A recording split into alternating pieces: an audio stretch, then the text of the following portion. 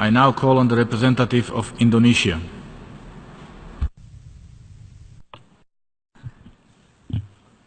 Mr. President, the delegation of Indonesia is compelled to exercise our right of reply to respond to the statements made by Vanuatu and Solomon Islands, echoed by Tuvalu and St. Vincent and the Grenadines concerning Papua and West Papua.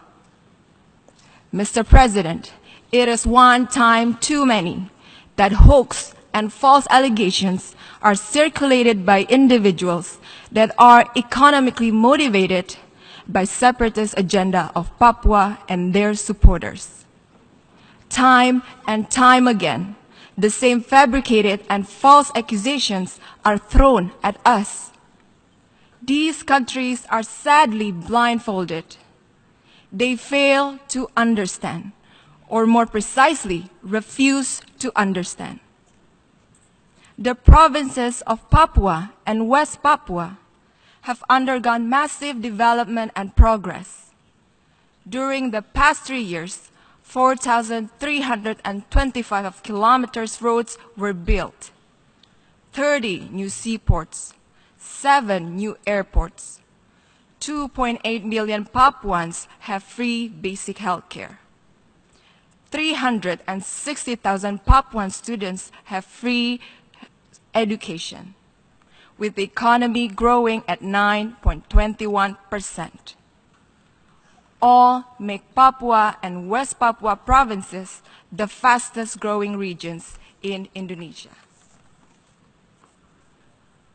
Mr. President, Papua and West Papua provinces are an integral and sovereign part of Indonesia.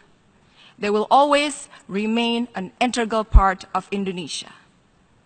These countries were foolishly deceived by individuals, I repeat, by individuals with separatist agenda to exploit the issue of human rights.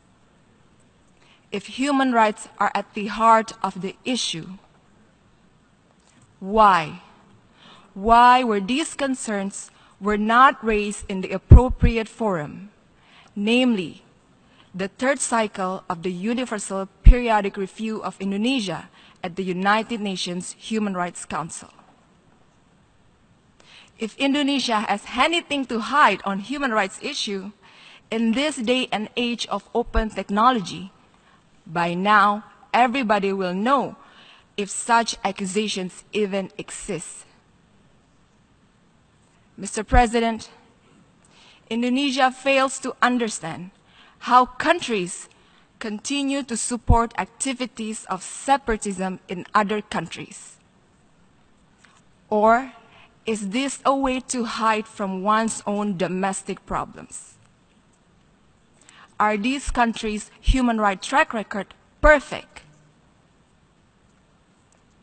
Obviously, their motivation in this august body is to dismember the territorial integrity of a sovereign and independent nation. Such actions are illegal, must not be condoned, and violates the fundamental principles enshrined in the United Nations Charter. We cannot let this happen. We cannot let this continue on. Indonesia categorically rejects all accusations made by these countries and the individuals with separatist agenda operating behind them. Mr. President, I would like to conclude by quoting an old proverb in Indonesia that says, "Menepuk air di dulang, terpercik muka sendiri."